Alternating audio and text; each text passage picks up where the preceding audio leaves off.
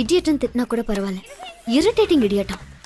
என் இடது கண்ணத்துல அடிச்ச அந்த ஆளை வலது கண்ணத்துல அடிக்காம நான் தூங்குறேன். போலீஸ் அடிக்கணும்ன்றீங்களா? என்னாச்சு உங்களுக்கு? ஆம்பளைங்கிற திமிர்ல தானே என்ன அடிச்சாரு, பதிலுக்கு நான் அவர் அடிக்கிறேன். சின்ன பாப்பா, ஏன் அக்கா இப்படி அடம்பிடிக்கு? அவளை பத்தி உனக்கு தெரியாது.